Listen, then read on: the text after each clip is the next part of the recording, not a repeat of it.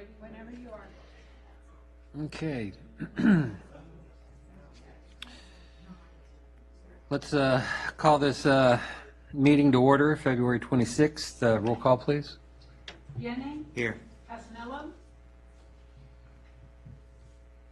Here. Peter. Here. Larson, Here. Schneider, Ramirez, Gallagher. Here. Okay, we'll start with the Pledge of Allegiance.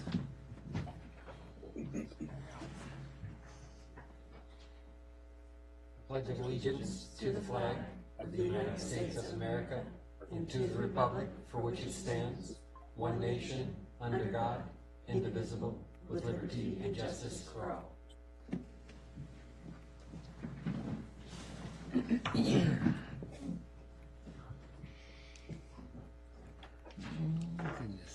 First agenda item is the Crossroad Arts Alliance presentation and discussion.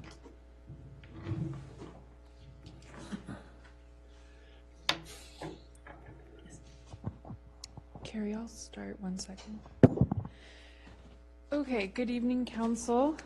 So our first item, Crossroads Arts Alliance. In your packet, you have a memo regarding the work that the Crossroads Arts Alliance has done in a very brief snapshot.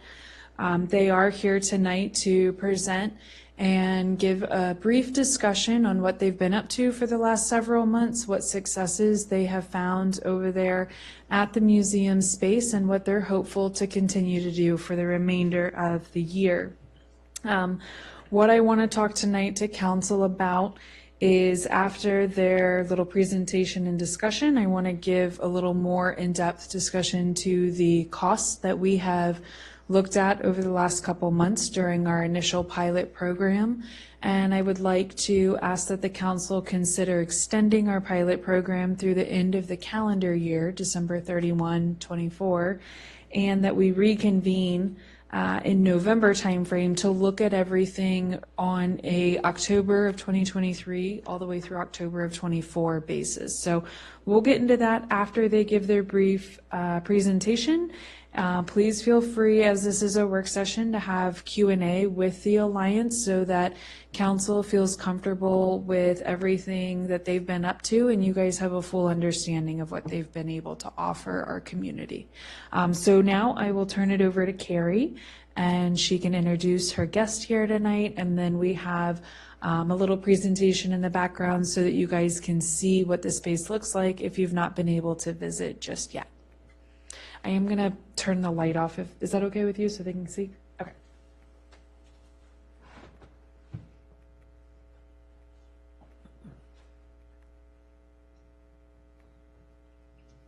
My 14-year-old daughter helps me with the presentation. If you just hit the button on there, it should turn on. There you go. There you go. Thank you. 4 unique gallery shows, 24 classes and events, 1,235 visitors in 4 months. Good evening, my name is Carrie Molina, and I'm the president of Crossroads Arts Alliance. We are an all-volunteer group whose mission is to cultivate the historic Crossroads community by providing experiences in the arts that inspire, engage, educate, and entertain. Thanks to you, we have been using the historic Haymarket Museum since October 1st, the opening day of our very first gallery show. We called it All Aboard because we didn't have any other members yet besides our board. We displayed the art of the 7 board members that we initially had in place. We couldn't wait to hold events that would be in tandem with Haymarket Town events. Haymarket Day was our first chance, and it did not disappoint. Dozens of community members realized that something new and special was happening in this beloved location. Our second gallery show was A Holiday with Heart, with an emphasis on the art. This show was set up as a wonderful marketplace, selling the wares of 20 local artisans. We had photographers, jewelry makers, painters, potters, and everything in between. We held a festive, member-only holiday soiree where our members and patrons gathered and celebrated the season, the Alliance, the creatives, and the town. And during the Haymarket Christmas Bazaar, we hosted a whopping 600 visitors. We thought, wow, I think we're really onto something here. Every time the museum is open, we are not only connecting the arts and the community, but we are also promoting the special town of Haymarket. And they tell two friends, and so on and so on. Our board has grown into a group of 9 passionate, diverse, talented local individuals who dedicate a lot of time, several of whom are here with me tonight. I am astounded, quite literally, every day, as together we are making huge strides. By January, we had caught the attention of people in high places, the media, and we were feature and cover girls of Haymarket Gainesville Lifestyle magazine. I think we're going to need a bigger boat. Just kidding, we want to use your boat. We couldn't see leaving the gallery empty in January, even though we had put a lot of blood, sweat, and tears into our first 2 shows, so we put together Winterlude, thinking it would be a small intermediate show. Nope, another full-scale gallery show with 20 individual artists. Our current show is Me, Myself, and I, Artful Interpretations, in which artists in all mediums created artwork that represented themselves, and not just in the literal self-portrait way. You should come check it out. It just opened. At this point, we are proud to say that we have now given 32 local artists, from degreed master painters to first-timers, an opportunity to show their work. A 357% increase since our first board-only show. And these local artists have earned $3,259 in commissions. We've also held several educational classes in the space as well, and have paid out $613 to our local instructors in the arts.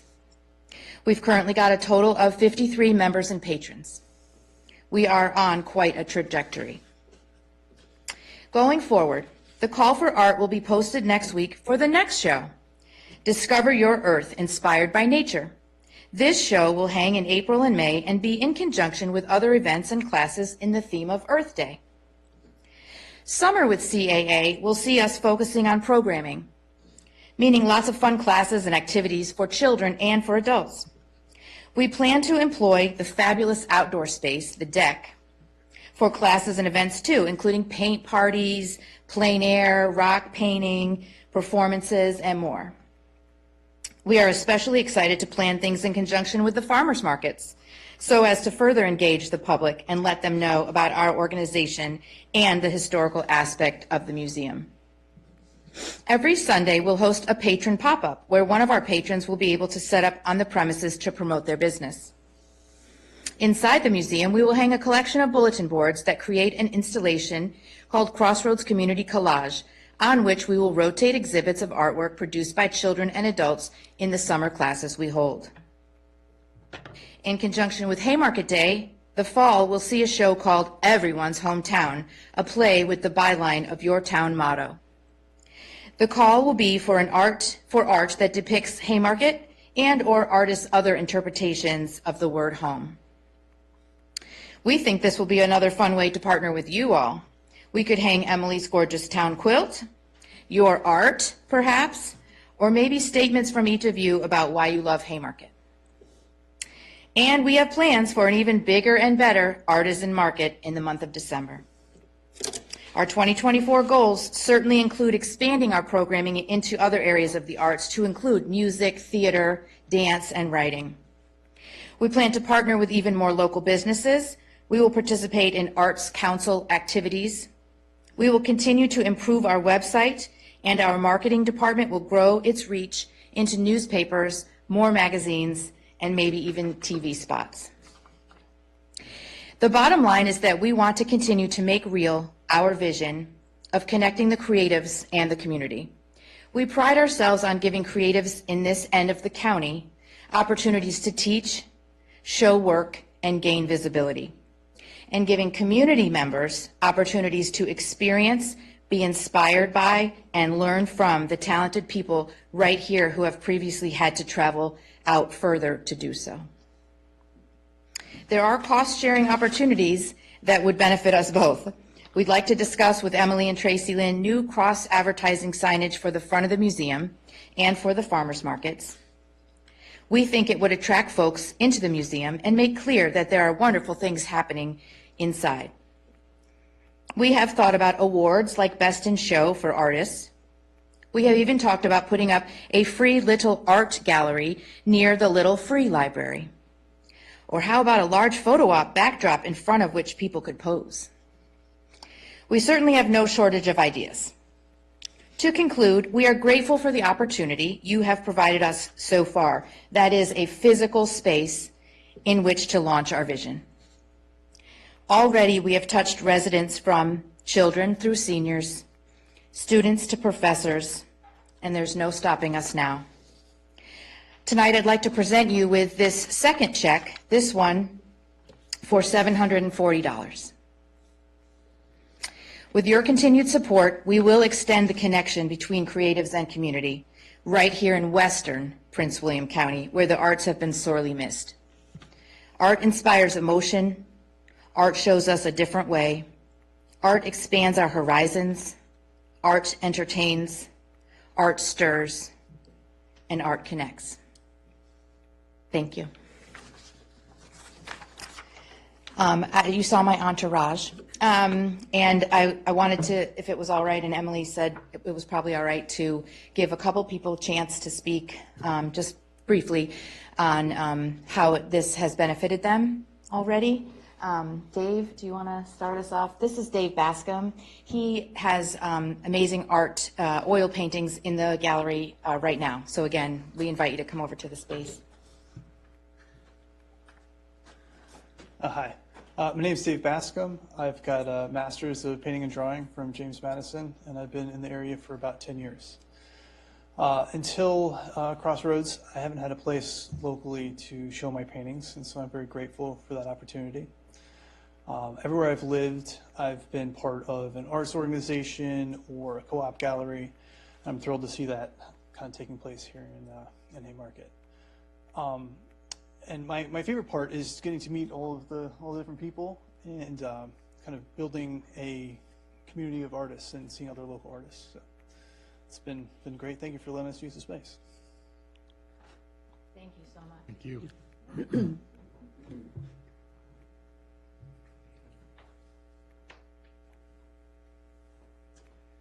I'm Spike Silvernail. Have lived here about 30 years, just a little bit shy. Recognize you, Matt.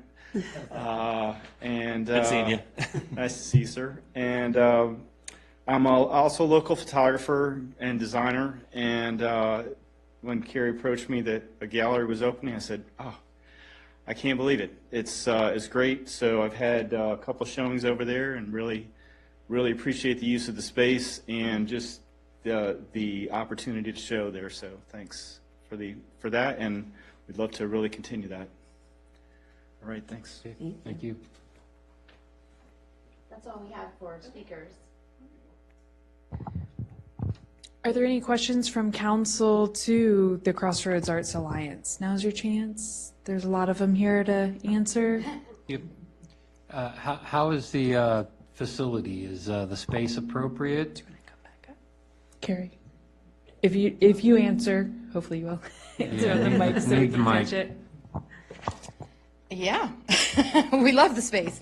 We absolutely love it. Do you mean anything more specific?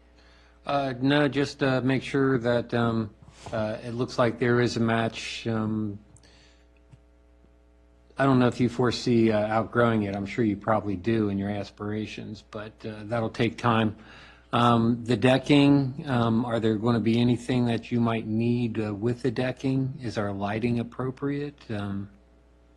I'm not familiar with what y'all have out there.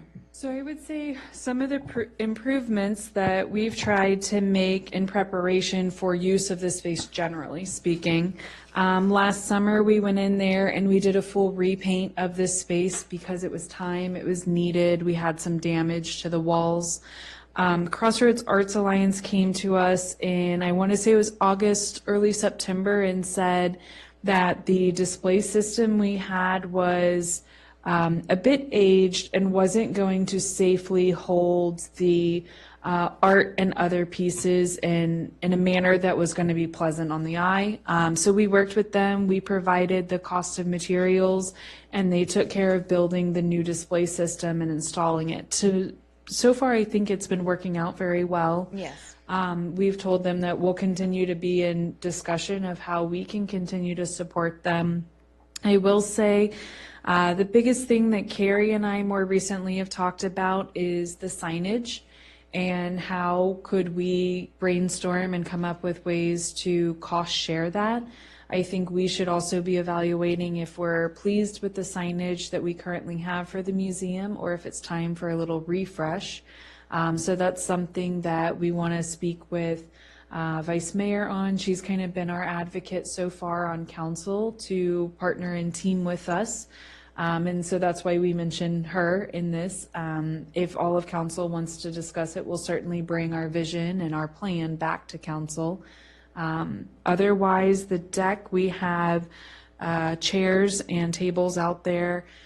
We don't really encourage use after the sun sets, just for general safety purposes. If that's something that we want to look at later on down the road, we can talk about security measures, appropriate lighting.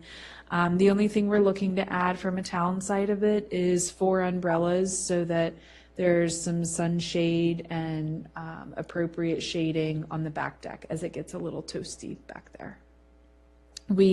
In the past, we had umbrellas back there, but we've moved them out to the front of town hall for the farmers market season. So it's just needing to purchase 4 additional umbrellas to service the tables.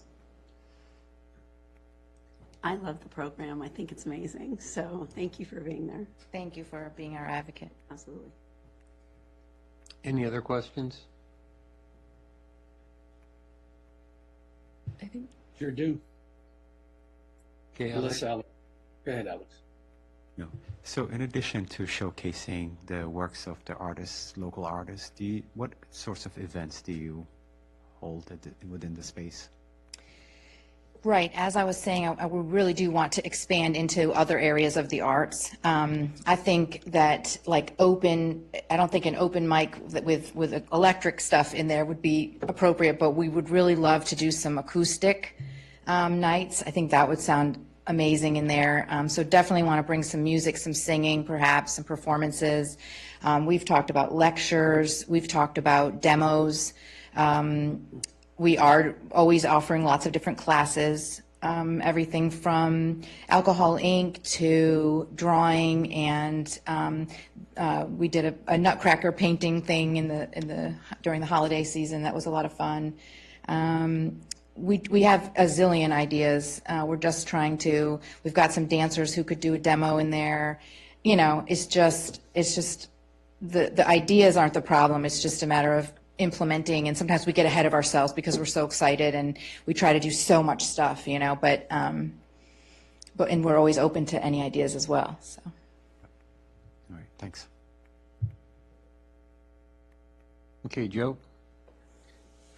Hi there. Hi. I wish I could be there. If I heard you right earlier, I heard 1,235 visitors in 4 months. Mm-hmm. We keep little tallies. It's a very professional system we have. Okay. One of the things I was thinking about while you're making the presentation, and it really does sound exciting, and there's a lot of opportunity there. And I think it's a great idea that we're utilizing that space. Otherwise, it would be pretty much unused. So there's a cross-pollination, so to speak, there. So how do you get more folks attracted? I guess I'm curious as to how obvious is it to the public yes, you'll have people passing and what have you, but how do you guys advertise and market? Right. Well, we feel like all the arms of our organization are sort of working together as a network. So the marketing team is going to be going, trying to do outreach and getting into, like I said, other publications. The signage out in front of the building will help a lot, I think. We do use the sandwich board, but we think we're ready for something a little more attractive and also more, visible, I guess. Our Ways and Means Department is constantly working to get more sponsors, more patrons, more members. We all actually help with that, with outreach, just, touching base with all the different businesses that we are familiar with, just constantly getting the word out, lots of social media presence, just every possible avenue that we can to get the word out. Cool. So if council agrees, and I don't see any reason why they won't, going forward for the rest of this calendar year, you feel that you're adequately resourced for the rest of the year with your membership and other materials and things of that nature? Are you asking me? Yes. Yeah. Do I feel that we're prepared for the rest of the year? For the rest of the year. I mean, I'm hearing a lot of great ideas, which will require not only the town's resources, but your own resources. So I'm asking as a check that you feel like you're adequately resourced for the remainder of this calendar year. We do, but we're always trying to grow. We're excited about where we are because we didn't even think we could get this far in 4 months. So we're still like, wow, and just, hitting the pavement every single day and just trying to keep it going and growing and growing and growing. If we did that in 4 months, we're thinking, what else can we do in the next few months, Right. So I guess I'm shamelessly plugging you guys to find out if you have a website that people can go to. And Yes. if they want to donate even, they could donate to the cause. If possible. Yes, that's what I meant to say. So it's crossroadsartsalliance.org, and there's a big button that says donate now. So, yes, that's a great idea. Yeah. Super. Okay. Any other questions from council? Yes, so maybe Yes. this might be something that you, Emily, can answer, or, so in terms of the 15% commission, can we talk about commission? What does that actually entail? Yes, Carrie, if you don't mind, can you kind of brief council on what was agreed upon previously? Because we do have 2 new members with us since we talked in July, August. That's right. So what we had decided was that because we wanted to really be artist forward, we are giving 70% to any artist who sells a piece of work inside the building, or any teacher who teaches a class, 70% of the fee. And then 15% goes back to the Alliance for materials and things, and then 15% to you all for the use of the space. Okay. So that's for the artists selling their work to whoever wants to buy their work, of course. The 70%? Yeah, they Yep. keep the 70%, 15. Yep. Right, okay. Yep. So earlier you mentioned having different events such as dance, music, and so forth. So how would that work in terms of commission? Yep, it's the same thing. So anything that takes place inside the museum will be distributed the same way because we feel we're using your space. Okay, so you would collect some sort of fee from the people, okay. Right, and we do have plans to hold some free events as well. As a nonprofit, we want to give back in that way as well. So not everything will be ticketed, but obviously some things will, right? Because we do also need to make the money, so. Okay, so when you have such events, you would keep 85%, the town gets 15%, right? You mean if it's a free event? So the dance, the music will be a free event or not a paid event? Not necessarily. Right, if it, like, I'm just saying, whenever there's a fee, it's always going to be split the same way. There's no change in the split. So Alexander, Does that make sense? You're asking if it was like a class, then the teacher would get 70% as the instructor. 15% would go to the alliance, 15 to the town. If it were open mic night, you wouldn't charge, right? So if it's an event where a dance group's coming in maybe and doing a demo and that's ticketed, then the 70% would go to the group who's performing. Is that Right. Does that answer your question? Yes, Okay. it does. And the $740 check that you're presenting today, was that already reflected in here, Emily? Is that what you have here? Yes, that's correct. That's the number that's reflected in the table under December. Okay. And we previously had put in 130, 2345. oh yeah, it was 1, 2, 3, 4, 5. yeah. Yes, And 120. then it was another 39 as well as a correction, so altogether it's I want to say 865 or something like that. All right, thank you. I guess my question is just to ask, from what it sounds like you're doing far and above better than what was expected. Would you equate that to the collections and the commissions as well as membership? Does anyone else want to answer anything? Yeah? For me, I would say it would be for the artists that in the area who've been looking to show their works, right? Some are brand new to showing their work, and others have been around for a while. But the opportunity to have that in this part of the county, for me, is huge.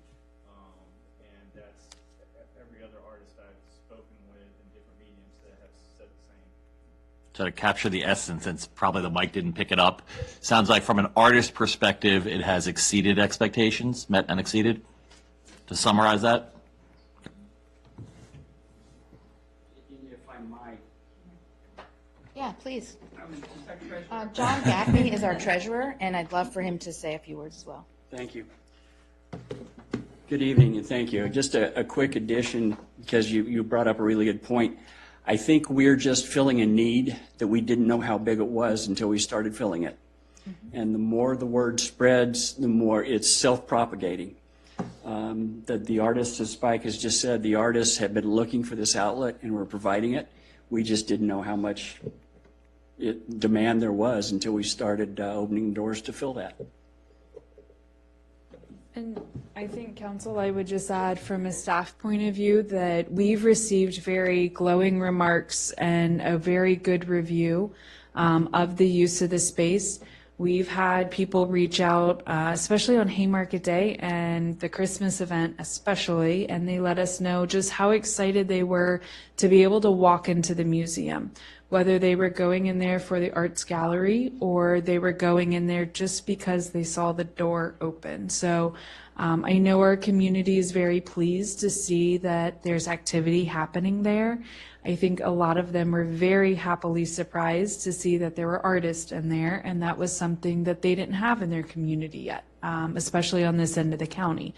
So I think the artist could correct me, but I think our closest spot to going and enjoying any kind of arts in this kind of setting is you have to go into Manassas. And so to be able to offer something like that on our end of the county is very big for our residents as well as our greater community.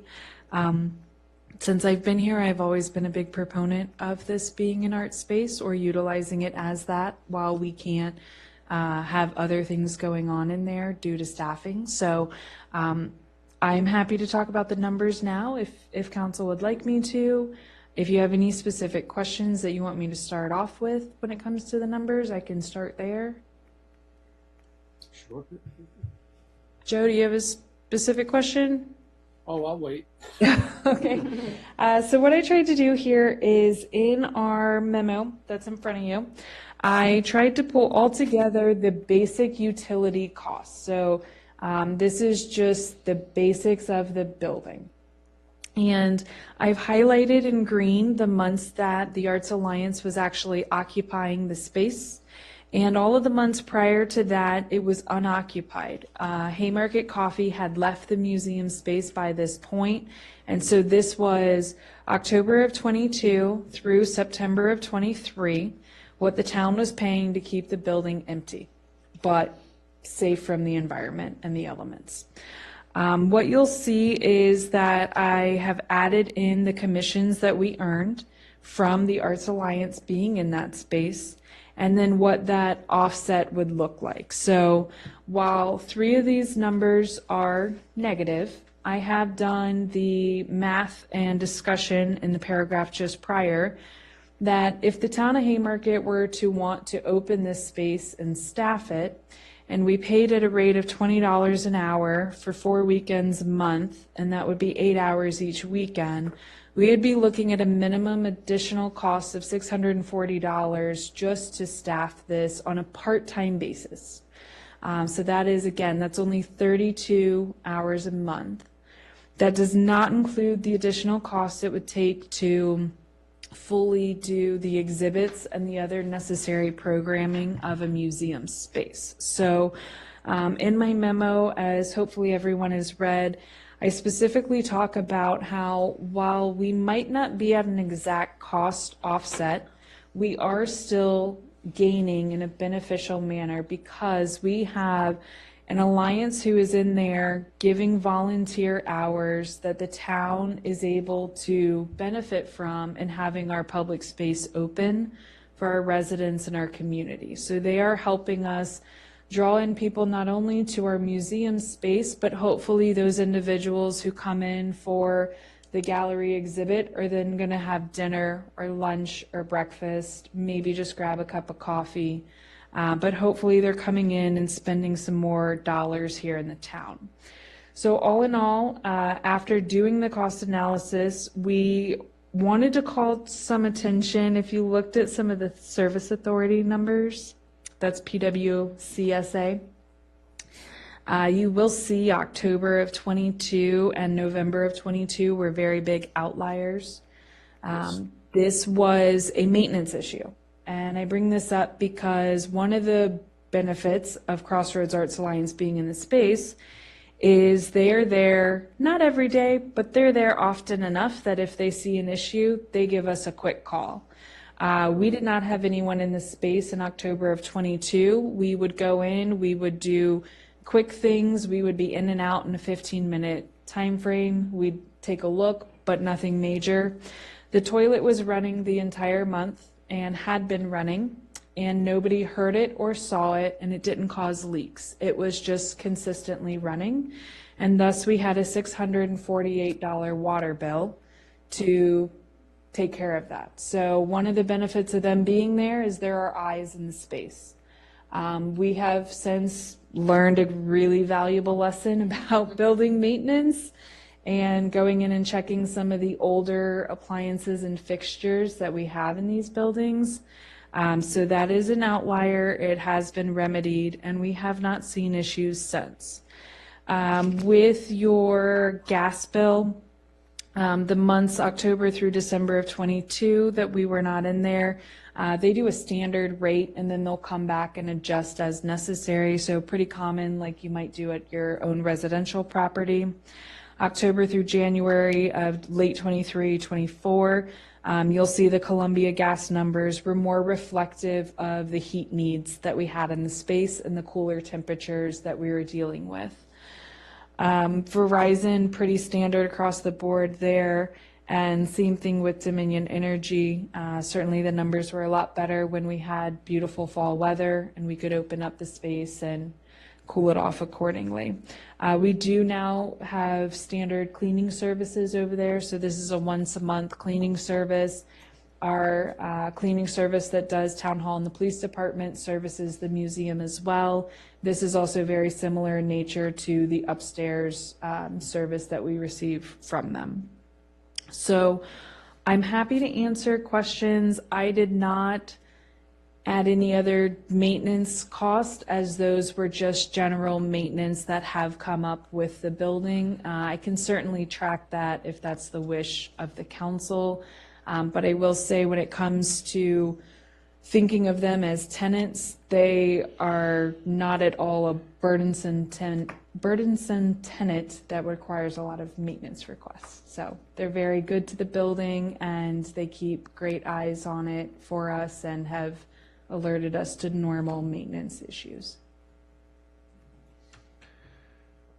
I can't remember, is that building upgraded with electronics so that we can remotely open doors and grant access, or does that need to be upgraded? It's not yet. That was something that we had discussed adding into our current security system that we have and having them on an access control style entry exit. I think it would also be a discussion of needing to upgrade the front doors from what they currently are to a different standard. So I would highly encourage that, whether the Alliance was in this space or not. I think that's a security and safety upgrade that the town needs to make at that space.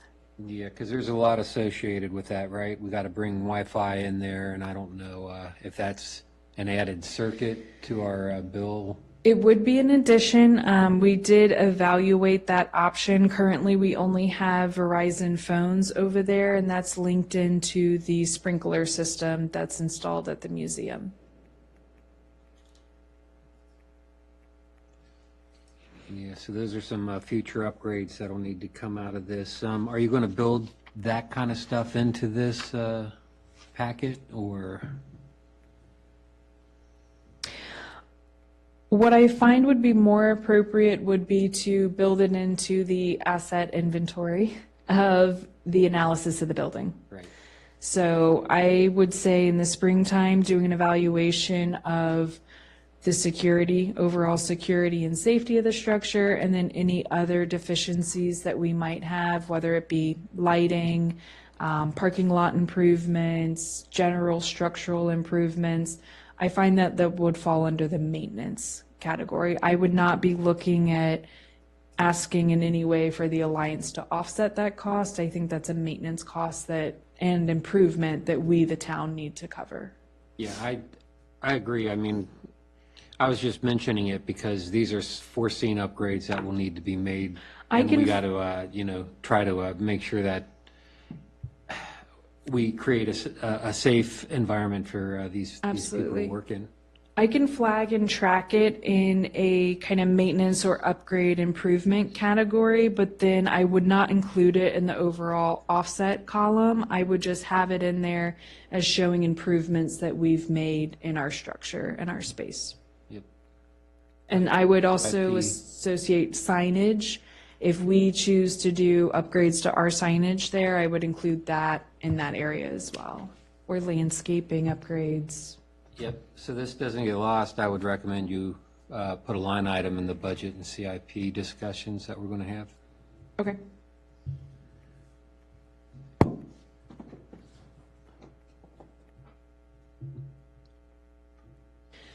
Are there any other questions, Joe? I see Joe's hands up. Thank you, guys. This is a good report, Emily. Really appreciate the thoroughness with it. I'm going to put you on the spot here, but it appears to me that the CAA is covering, or at least the commissions from the CAA is covering roughly 45% of the total cost so far for operation, which to me, I'm kind of surprised it was that high, which is a good thing. Frankly, I didn't think it would be as high. So having seen this trend, and you might attribute some of it to the holidays as well, do we have any sense of where this will go during the year? Some anticipating in some of the revenues going forward, both from the CAA and for us? Any idea about that, or is it just too soon? I find that it would be too soon. They've only actually been in there 4 months, which when I looked back at when we made a decision, we had talked about doing a 6 to 8 month pilot program. But when they've actually been in there and open, boots on the ground, has been a 4 month period. So I don't feel comfortable making a projection right now because we've not been through 2 full quarters. We've not been through all of the winter. You know, I will say I'm very pleased with what they were able to bring in to date. I think this is wonderful. I was curious how winter was going to treat them. We never know with winter around here if people are going to want to come out in January and February. So it sounds like they've had good traction and momentum with their visitors, and I'm hoping that continues. That's why in the next step portion, that I asked us to, number 5 on the packet page 4, that's why I asked us to reevaluate and do a detailed report of the costs and the offsets for the span of 1 calendar year so that we could fully encompass what a year might look like. They'll have better numbers on how they've been able to grow. If they hit a speed bump in, early summer that they just weren't expecting because of the summer months and kids being out of school, maybe things could change. I think this gives us all a little bit more time. I would say, based on their wonderful success at the December Christmas event, as well as our successful numbers of our Christmas event, I fully would project that they would meet that number, if not double it or, grow it, because they now know what to prepare for at that event. We now know what to prepare for at that event. Maybe. Hopefully it grows more, but. Fair enough. And yeah, I think that's fair. So one of the things not in the table but in the narrative was this issue of cost avoidance, right? Not having to have somebody hired to be there because they're essentially the eyes and ears, the Yes. early warning system, if you will, for some of the maintenance issues, but also manning or staffing, for a better word, staffing, the facility that would ordinarily cost the town. So I think if you could plug that in somehow in your table going forward, cost avoidance is important too, because we're avoiding having to spend the $20 an hour for a part-time employee. So I think that would be helpful in communicating what the real value of the relationship is. Okay, I can do that. I was just going to make a statement.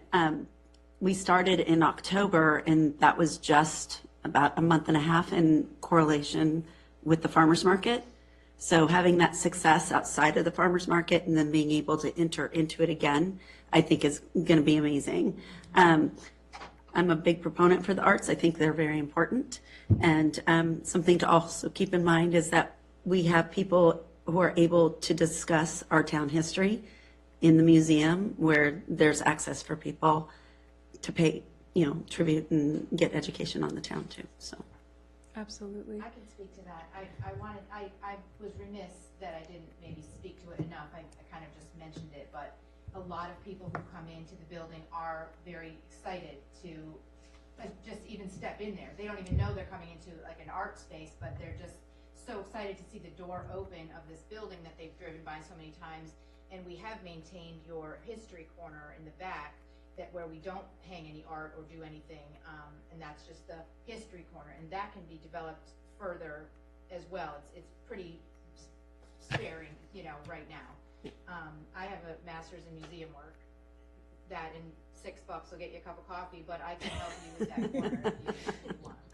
And one thing, Spike, I'm sorry I haven't talked to you yet about this, but one plan I have that I will just quickly and openly share is I heard about what a wonderful photographer that they have there in their group, and I'm hopeful that I can take some of our budgeted museum money that we already have budgeted for this calendar year and work with Spike to maybe go around and take some really good photographs of our historic buildings and help me figure out who, how, let's get them framed, let's get them hung, whether it be in town hall or in that space, and then go ahead and start putting those write-ups with those photos. So I think there's also a way for us to utilize some of our earmarked funding for this space and kind of put it back into the Alliance and work with some local artists to make this happen and showcase our history further.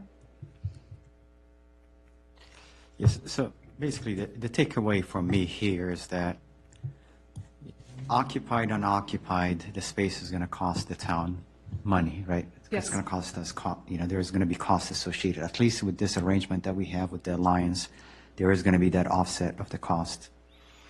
And as well as putting the space to great use, I like what you guys are doing. So based on what you presented, and this is my opinion, of course, I'm open to extending this arrangement that we have with the Alliance for a total of 1 full year. Okay.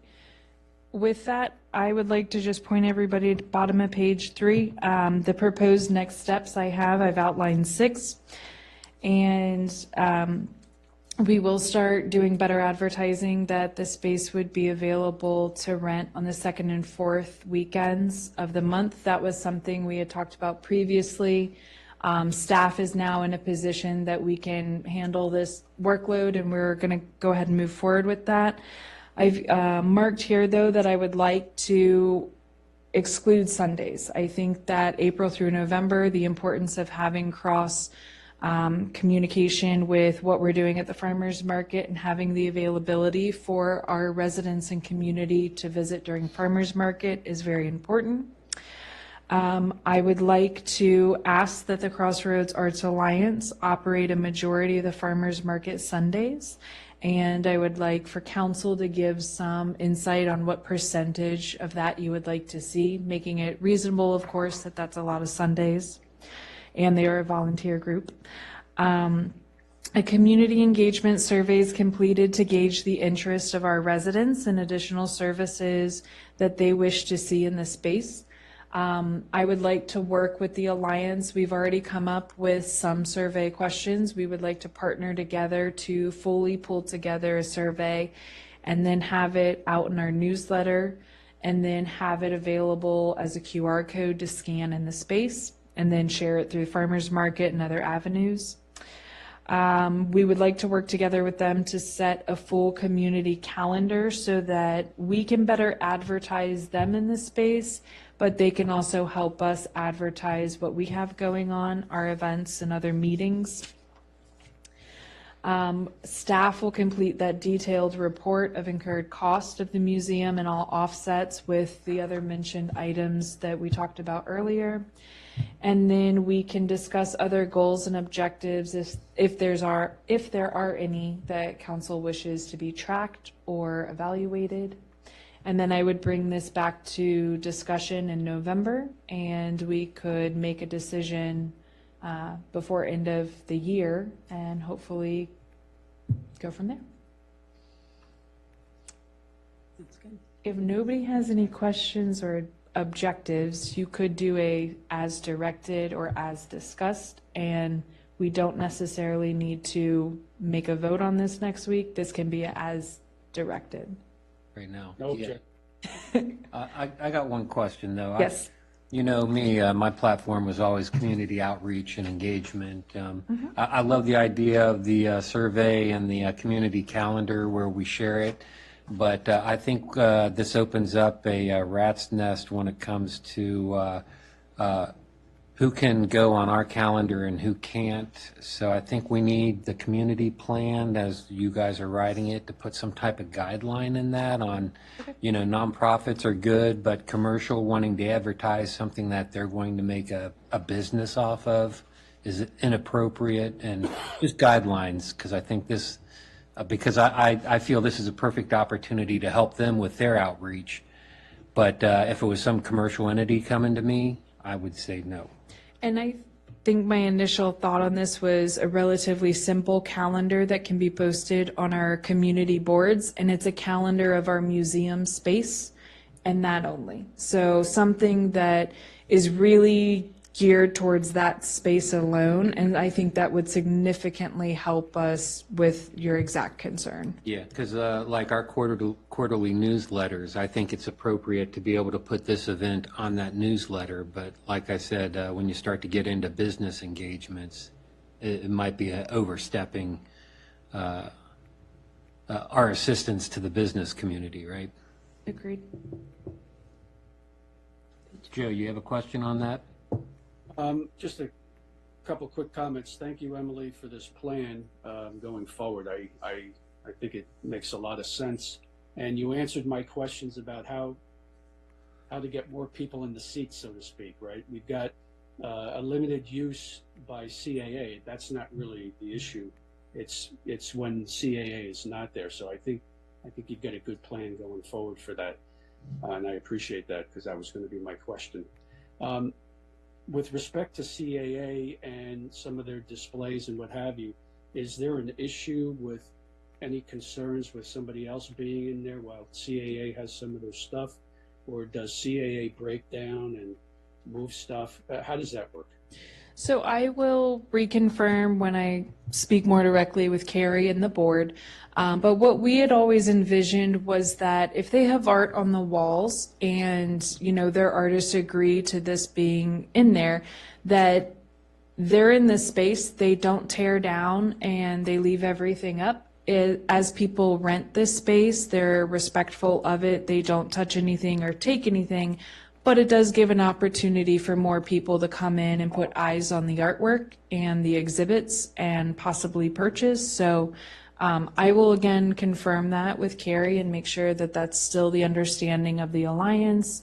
And of course, in any rental agreement we have, we will ensure that everything is fully spelled out to take care of just that and then provide security as necessary. Okay, excellent. Thank you.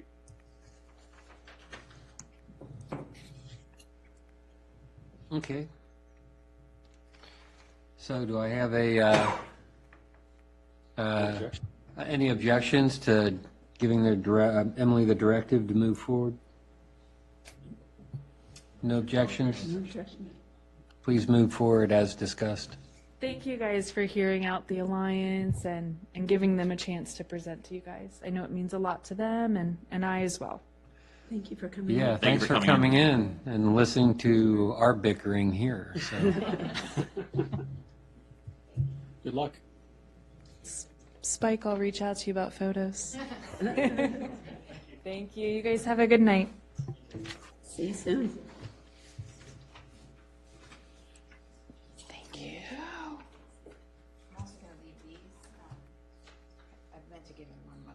Yes, we'll pass these out. Thank you. Oh, yeah. You sure? Thank you so much. Yep. Thank All you. right. Good night. Thank Bye-bye. you. Bye. Okay, moving on to the next item. We got the monthly financial report. Roberto, Is You he up? online? Good evening.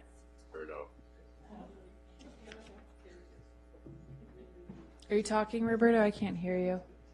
I don't hear him either.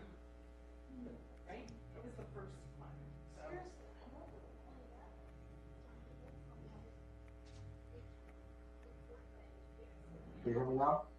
Yes. Yeah. Sorry, guys.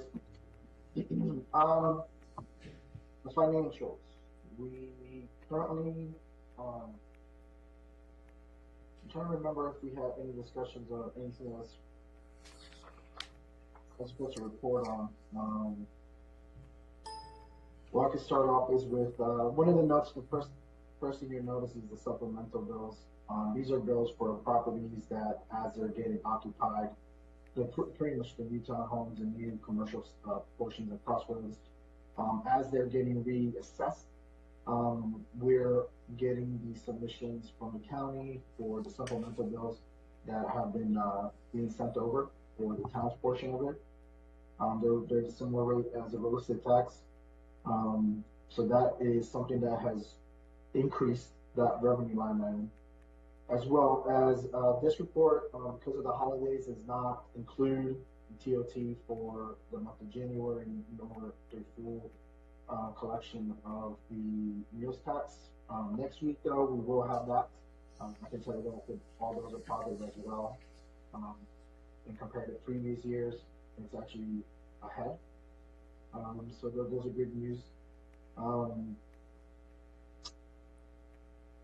The other thing is the earnings and interest, as you guys can see, these are from December still.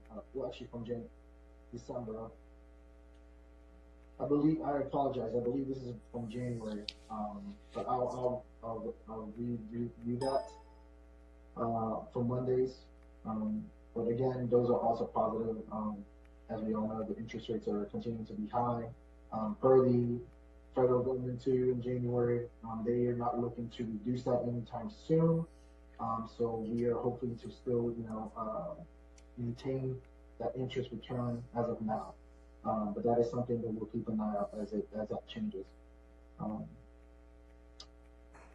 The other update I did have I don't have any other items to really report on unless anyone has specific questions on these monthly reports.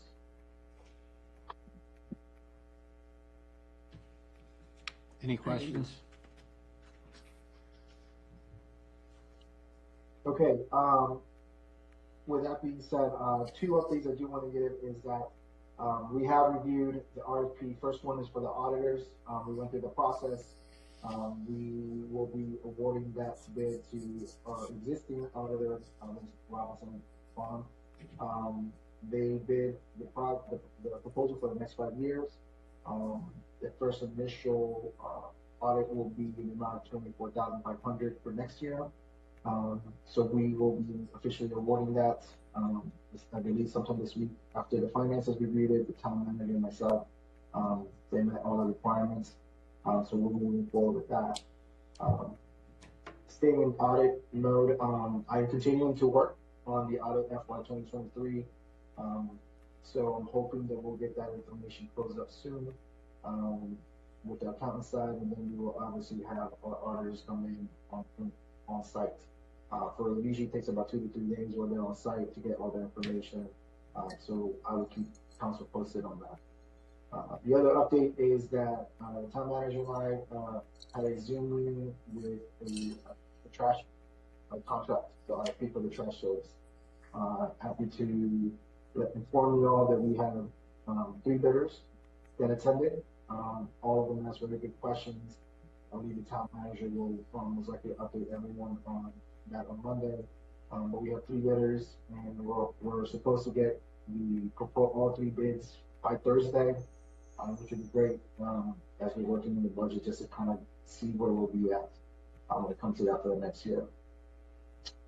I'm not sure if there's any other specific questions finance-wise. I'm sure happy to answer.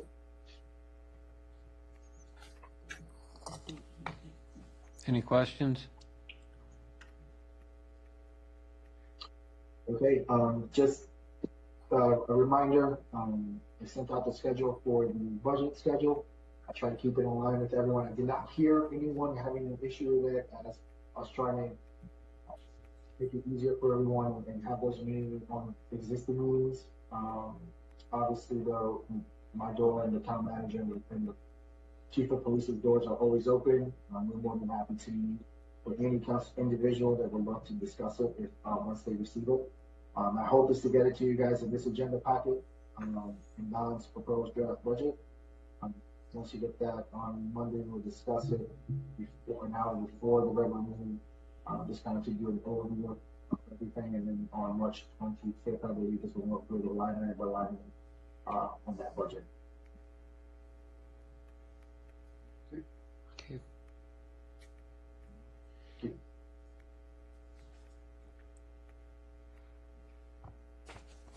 So, any questions open? Any questions for Roberto? Nope. I think Them all for next week. yeah, save them all for next week when we do get the reveal. Thank you, Roberto. Okay. I can move us right along to the snow removal policy. Please You guys do. are ready? Okay. In your packet, you have a memo report on the snow removal. So what I wanted to do is bring back numbers to council so everyone is aware and we're all on the same page of what we're proposing to do. Following this past season and the issues raised, concerns that were shared with the town from our residents, we had discussed at a previous meeting that the town of Haymarket should be the responsible party for all portions of the town's streetscape sidewalks. This would include the Washington Street corridor within town limits, and then the portion of the shared use path that the town of Haymarket installed and constructed on Jefferson Street. north of the light. So with that, at the bottom of page 9, I put a note here that we cover approximately 45,000 square feet based on the widths of our sidewalks and the linear feet. And one 50-pound bag covers approximately 1,600 square feet, and that we would need roughly 28 bags of sand or ice melt to cover our sidewalks. Lastly, the calcium chloride ice melt is what is right now proposed as being the safer option for our concrete rather than the sodium chloride. So with that, on the next 2 pages, sorry it broke into 2 pages there, but you will see a table breakdown of what the cost could be per weather event. So the top portion is if we were to do pre-treatment options or post-treatment options that were all in-house, done by our current maintenance person. This is the cost of the spreader. This is a one-time cost right now, but we would be proposing it would possibly need replacement on a 3-year term. We just don't know the full warranty dependent on which one we purchase. Then you have the cost per event of the bags of product. Of course, we would pick one. We wouldn't purchase all 3. And then we could also add in sand to help with traction. And then we also estimated the man hours to put down the product. So trying to price it out in a totality kind of view so that we can consider that. Below that, you will have what the current rates of the contract are for somebody else to do it who is with our current landscaping contractor. Again, this is their current rates. I have put it in here if it is per event, if it is per hour per truck. So I just want to call a little bit of attention to sidewalk clearing by shovel is, for example, $62 per hour per person. Typically what they do is they send out a larger team of people. So we'll usually get about, say, 7 people who come and do all of our sidewalks for a span of 3 to 4 hours. And then if it was 7 people for 3 hours, we were billed the total of 21 hours. Again, these are costs that, we've seen over the last couple years.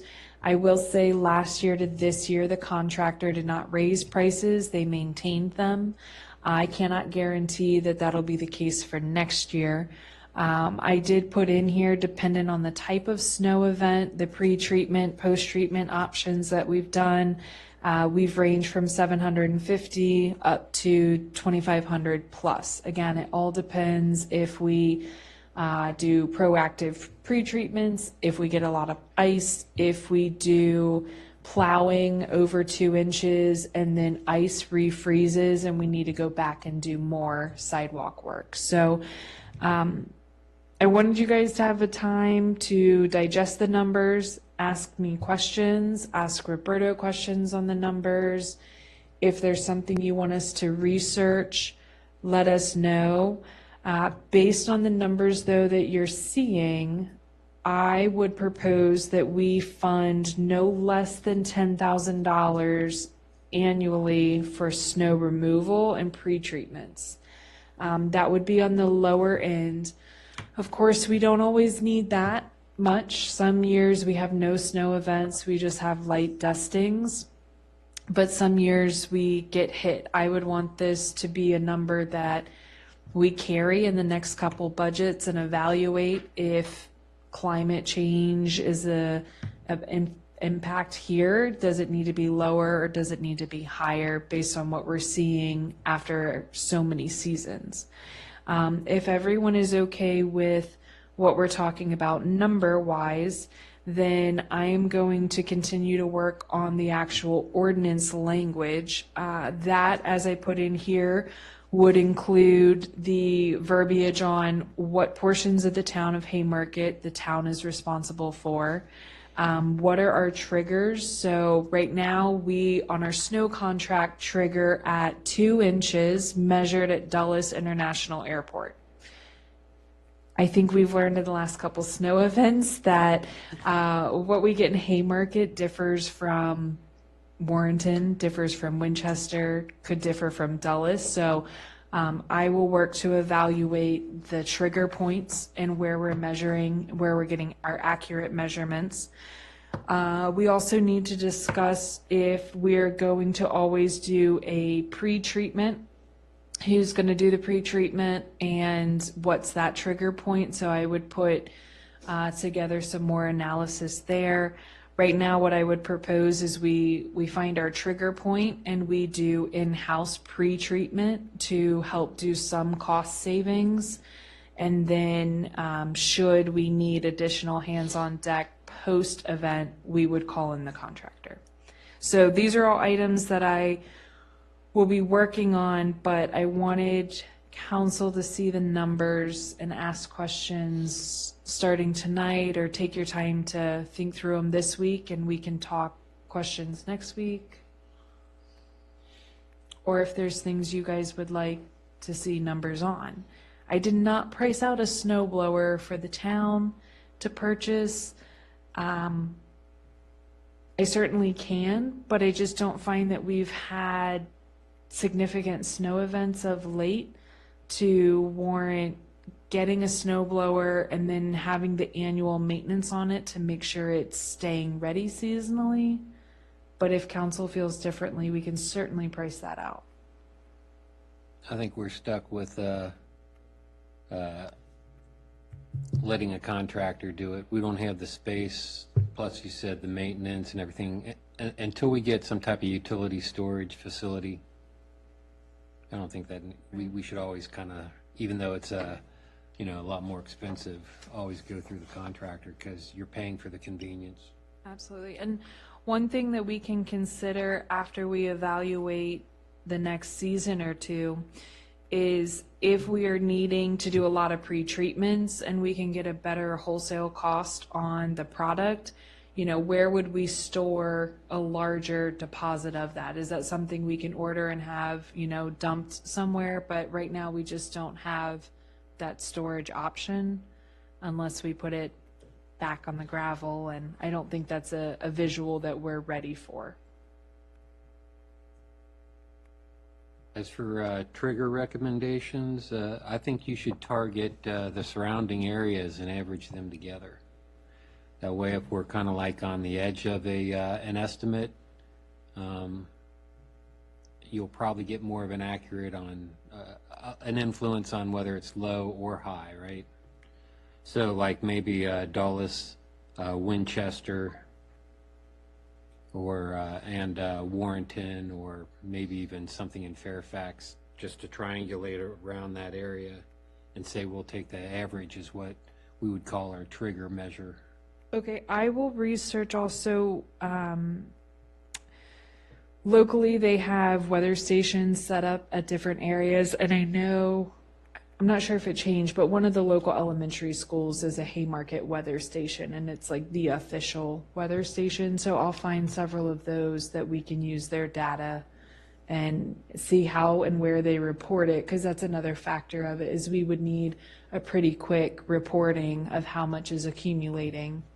Certainly we could partner with our police department because they are 24-hour service, but we don't need them sticking a ruler out there sending us photos of that either. Right, but our triggers will be working off of models, so right. We won't have accurate measurements anyways. Joe? Yeah, I'm going to digest this a little bit. Maybe we can even talk on Wednesday as well. Yes. But if you're going to put together an ordinance, maybe a map with the ordinance too, to show the areas that the town's going to do. Yes, so differentiate between homeowners and businesses versus what the town will be doing. Yes, I was working with Thomas to take our current map and develop it into kind of areas. What I'm really hopeful to include in that map is the information from our HOAs about who's responsible in those areas and what, you know, I've had some HOAs report back that they hire private plowing services, and I know that VDOT does others. So I would like to include comprehensive maps so that our residents don't have to ask us. They just know, I can pull this map up, this is who plows my roads, and this is who does my sidewalks. And if it's them, then they know that. Right. So that's good. That's a good idea. And real quick, since I have at least 4 different HOAs represented here on council, maybe you guys can do a little homework for us and help determine what is your HOA requirements, and then just drop that in an email to me. I can tell you right now. Okay, I'll write yours down and check you off as Haymarket Station. Essentially, VDOT does all our roads, or they have a subcontractor that comes in and does them. There are common areas that the HOA does, but typically the homeowner is responsible for the sidewalk in front of their house. Thank you. The same for Villages Haymarket. Okay. Green Hill? Green Hill, residents are responsible for the sidewalk in front of their house. The VDOT covers the plowing of the streets in Haymarket.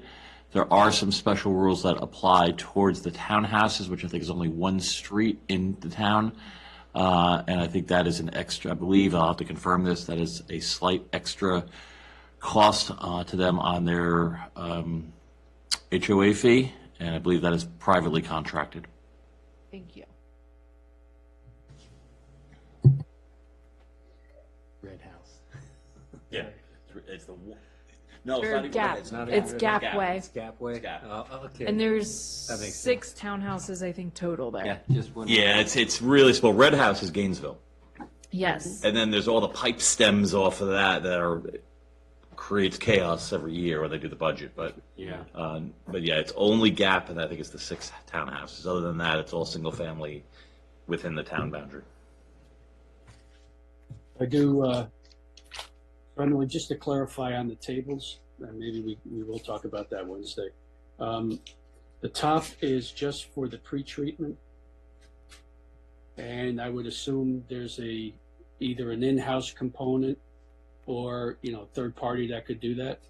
I will do a better job showing this in the table. This is my apology here.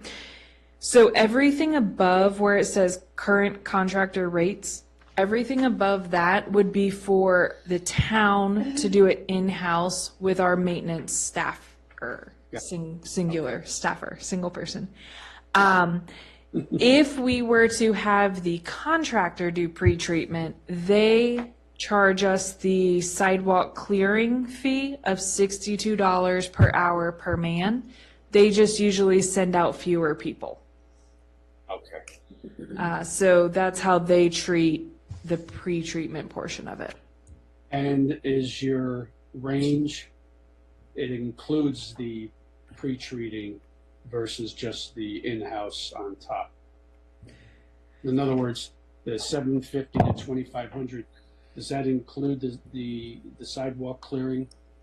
The $750 to $2,500, that portion is what we have paid in the past for the contractor alone to do any event. If we did pre-treatment in-house, that is the other number that's bolded in the top of the table separate. All right. We can talk a little bit more. I'll go back in and I'll fix the headers to better denote that in the table. Yeah, and I'm assuming the pre-treatment for contractors would be the 62-hour per man plus the $42 count for the 50-pound bags. Yes, that's correct. The most recent bill, and it just came in today, broke it down that way, and I want to say it was $2,472 in that ballpark. And that was for a pre-treatment that we did ahead of the storm that we had last week. That It sounds included, like, it looks like you might have to do a conversion because this is in hours. And originally you're basing it on the square feet. no, Right. I'm sorry, that's for the top portion. Oh, the Again, I'll 45,000 fix, Square feet is just for the top, okay. that's just for the top portion. I'll fix that in the table. I'll make it 2 tables, so it's maybe a little better understood. That is just for us to go out and buy 28 of the 50-pound bags. Yep. And then you'll see that in the first column, and then the column second is the price of those 28 bags. It's a bag estimate, and that also gives us a double check if contractors do it, to say, what are you doing? Are you double layering this thing? Right. And so anything below under current contractor rates, that's the à la carte options that they go and charge us. So sidewalk clearing, Well, that's the current contractor, right? yes, that's correct. That's the current contract. Those rates could go up this coming year. They stayed the same from last fiscal year and this fiscal year, but there's no guarantee there. Right. And then you thought about competitively bidding that portion of their work, maybe? We certainly could. We've not, and I can get with Roberto on a bit of a cost analysis. I don't believe we've gone over 10 grand on snow removal in the last 4 years, but Roberto and I can run those numbers and we can talk about it with finance liaisons. Okay. And that then, sounds like a good idea. okay, it'll give Roberto some homework to do. He's not even listening. Any other questions that we can work on for numbers, options? So Emily, for the in-house option, it says man hours to apply product, approximately 8 hours, cost 200. So if we're doing it in-house, is this for bringing in somebody to help Matt, or? No, I know that, and I could be wrong here. Normally, when I talk to the finance liaisons, they like to know what the staff hours would be Gated, involved okay. and when that takes them away from doing their other maintenance duties. So I put that in there for that reason. Okay. We certainly could discuss at a later date as we need seasonal help, what that would look like, but I don't think we're there yet, not for this coming winter season.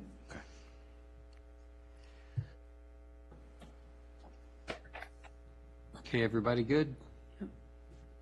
If you think of any other questions, just send me an email or give me a call and we'll work on those. Since we're planning to discuss it with the finance liaisons, if it's okay with council, I will leave it off of this coming Monday night's meeting and we'll get the numbers, we'll talk with finance and we'll bring it back to the March work session on the 25th, I think it is. Yep. And get a side-by-side comparison instead of the Okay, separated. I can do that.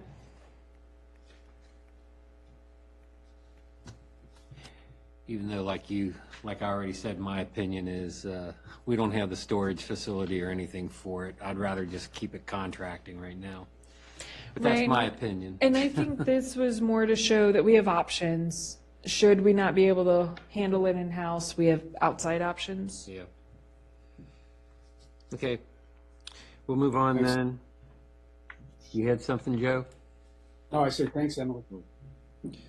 Move on then, the mobile food establishment ordinance discussion. Yes, so what we have done here, actually, give me one moment, please. I'm going to pass out the numbers on the survey as of 7 p.m. See how it's layered? That's a 6-page for them. Joe and Roberto, I emailed that to you at the beginning of the meeting.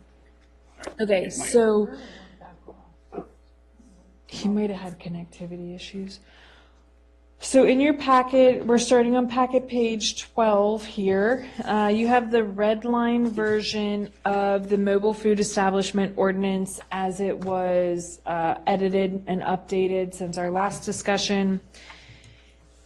And then if you flip forward, you have the clean version of it. We tried to give both versions there.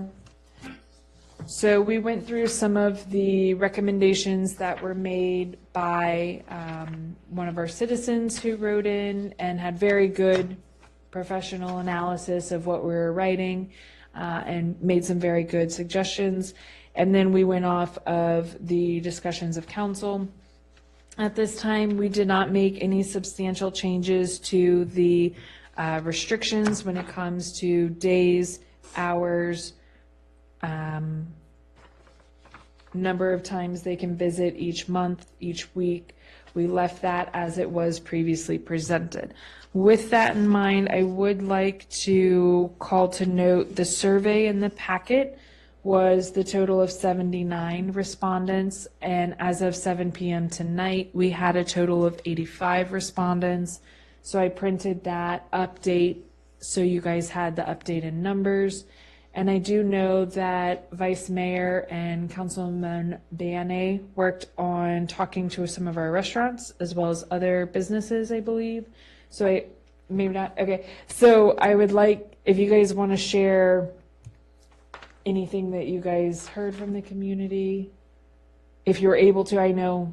No, that's all right. I did visit a few restaurants and passed out the survey and tried to leave it as very neutral in my dropping off the survey, but encouraged participation. So I would say that from that combined effort, I saw an uptick in the participation in the survey, so. Okay. Go ahead. Well, in my case, I know I had said that I was going to go visit some business owners, which I didn't. And I had changed my mind basically, because it's obvious that I think the rest of the town council members and the staff are in support of this ordinance here. So I didn't feel like it was, to be honest, worth my time. Sorry to say this, but basically I apologize for dragging this on, right? So I think me personally, I'm ready to move forward and just make a motion next meeting or what have you, and let's get it over with. Emily, I did have one comment, though, on the red line version of the amendments. There's one point in here where we specifically talk about the, this is more for clarity than anything else. We do talk about that the mobile food establishment must cease operations, be off the premises, and it says we've added Eastern Standard Time. And given that we are now coming up on Eastern Daylight Time, does it make sense to reference that? Because Standard Time would be an hour, in the summer would be an hour earlier then. And they would be on site an hour earlier as well, if they look at it that way. Just make it It's a nit, but it's about being specific. That's fine. I don't think I've ever heard that. That's on true, though. Do a slash, right? EST-EDT. Can do. That's an easy fix. It's EDT, right? EDT, it would be Eastern Daylight Time Right. from March through November, March into early November. So you're talking about the bulk of the year. Yeah, I can't remember it anymore since they keep changing it, so. It's a nit, I know, but it's come up before. That's fine. We will adjust. Are there any other questions or concerns? I think Joe has one. Yeah, I'm trying to pull up the tables, but going to the draft, packet page 19. What is that? Section 14, 171, 1A. So I know this is, the town manager shall suspend or revoke. Did we talk about that before, about whether something would be an imperative, mandatory like this, or whether we want something more permissive or discretionary? You know, the shall versus may. Did we talk about this before? I can't remember. I don't think we talked about. Yeah. I was going to say, we as a group did not talk about it in depth. It was a comment by resident Ben Barbin, who submitted the feedback and the language proposal of that. Well, I mean, the only reason why I ask is because if the town manager does not suspend, then the town manager is in violation of the ordinance. So, I mean, do we want to give you some kind of discretion for mitigating factors? And has the legal department given the okay on this? Hey, Roberto.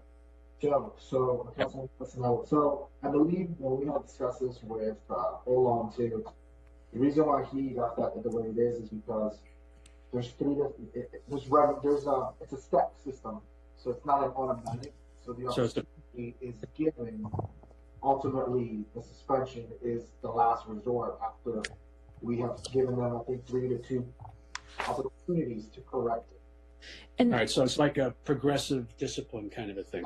Yeah. Yes. Stated about. Okay. So All right. Joe, real quick, I'm sorry. If you look at number 1, it says may be suspended or revoked at any time. And then when you go to A, it goes into a shall, and that is under this article, if the town manager finds a violation of any provision of this article on 3 or more occasions within a 12-month. So we did the shall there in an effort to say, look, we've given you that friendly chance. You've now done it 3 or more times. You're done. And so I think at that point, we would want to be making sure the town manager does what's required of them. I think you answered it very well. That's fair. I think it makes a lot of sense. All right, so with that question answered, is it the town manager that's going to be overall responsible for the, the application and compliance, or is it the zoning administrator?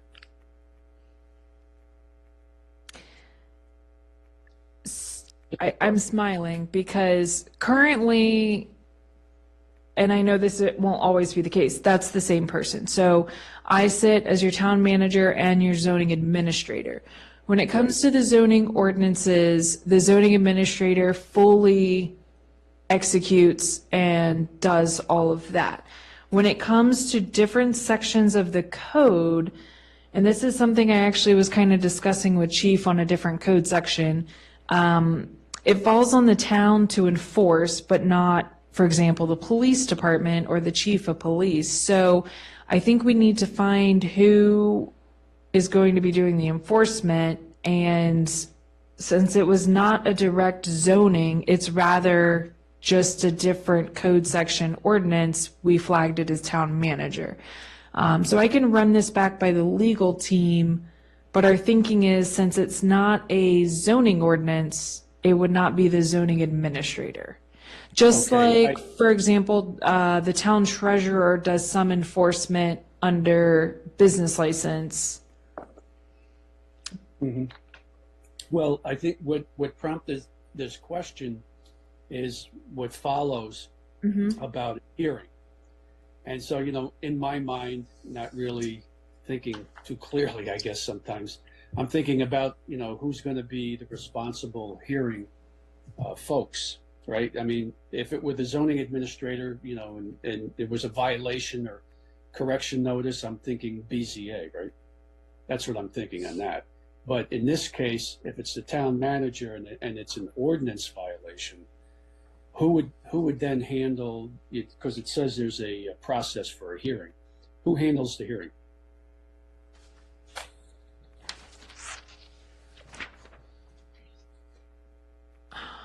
I would find that you would want the council to be your hearing body. But let me research on that. Let me think about that one. Because it's not a zoning matter, so it wouldn't be BZA. Okay. Yeah. That was what first jumped into my mind. But if it is the council, I mean, I guess I wouldn't have a problem with that, but I think it's important to define who does that so people would know as well. I mean, it seems to me if if you're managing the ordinance, right, this is like an appeals process. So it wouldn't be coming back to you as the town manager for an appeal. It would have to go to somebody else, I would think, right? Because you've already ruled on it. Correct. All right, so it might be something to think about.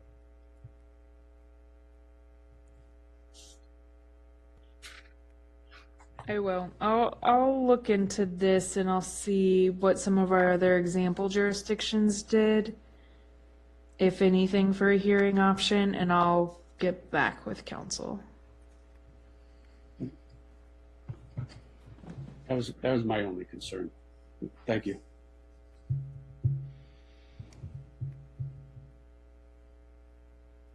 Any other questions or concerns from council? Alexander? Yes, in terms of the meals tax, I'm assuming this is going to be mostly an honor system, right? In terms of the vendors, mobile food truck operators turning over the meals tax to the town, right? Roberto, I want you to weigh in on that. So they would apply for the business license and they would apply for the permit. Generally speaking, we see so much advertisement that we know when everybody's here, and we could follow up if they don't submit. But I would find that it would be relatively based on the honor system because we're not requiring them to submit a schedule and sign to it that that's where and when they'll be. Roberto, what do you think? Councilman Baena, you're referencing the submissions that make the applicants make monthly as their gross receipts, correct? Yes. So I haven't had to do this, but I at any time can audit a business when it comes to taxes within the town. So that means meaning we haven't had to do this because yes, honor system, but they also, you got to remember that their gross receipts get filed as a business in the state. So if there was they have to submit what they paid the 4% portion. So if that math doesn't happen with the state, that would trigger an audit state level for them as well. So though it's an honor system, I think they have more paperwork in the bigger scheme of things as a business owner to make sure that their paperwork is correct, because their gross receipts should technically match up, marry up with their overall gross receipts that they submit to the state as well. But if we seem to have, if their business has been doing business for 5 years and something just seems completely off on year 6, in their submissions, business doesn't change, but the submissions are reduced, I can request a audit on their business. Yeah, Roberto. Yeah, my question was specifically in relation to the mobile food truck operators, right? Not to the brick mortar businesses. They all will follow the same rules apply to them. And once they're paying meals tax, they have to abide by the same rules as a brick and mortar as well. And I would assume that that would also be if we see a food truck here that suddenly is not submitting that we know what has been in business here operating at one of the locations, that could be one of the violations that we were talking about earlier, so that their license could be suspended or revoked. I'm sorry to cut you off. Go ahead. I was saying when we talked earlier about things, whether the town manager or the zoning administrator could suspend or revoke, and we talked about they shall revoke or suspend. This would be one of the violations. We could notify them that is a violation that would give the town manager or zoning administrator the authority to go and revoke if they do not submit, in addition to those audit capabilities that you have. That is correct. If they don't find ways of remedying, meaning if they don't pay along with the penalties and late fees, that would be a strike one, for example, on that situation. Correct. To add to that, Section 14-170 general requirements, let's see, item 3, mobile food establishments are responsible for paying the town's meals tax and shall comply with the meals tax ordinance in section 42-186 of the town code. So we would also have that additional layer of the penalties in the meals tax ordinance to go after them. And then I think it's written generally enough in that sense that section 14-171, suspension or revocation, sorry. Revocation. Yeah, thank you. It's been a long Monday. You don't even know. That we have that line that says failure to comply with all requirements of this article and any other applicable federal, state, and local law. So I think it's generally written enough that we wouldn't need to add language, but that it's strong enough to allow us to enforce it under meals tax ordinance, or say you can no longer come back because of this meals tax payment issue under this ordinance. Do you guys find that agreement? Yeah, I'm, thank you. I'm not proposing adding additional, Okay. but it's just I just wanted everybody to see, we kind of have 2 layers that we can go after them, meals tax ordinance and mobile food establishment ordinance, Thank should you. they not pay. Thank you. Any other questions? If none, I'll put it back on the agenda for Monday night. Joe, I will get the answer to your question about the hearing body. If for any reason it's significantly different, I'll let all of council know and we'll keep it off the agenda if we need to make significant changes. Otherwise, we'll proceed with it for Monday night. Excellent. Next item. I move to adjourn. Second. Got a motion and a second. All in favor, say aye. Aye. Aye. All right. Have a good night, everybody. Meeting adjourned. Good night. Bert, are we going to see you? We going to see you, buddy? Yeah, yeah. Hey. Hey.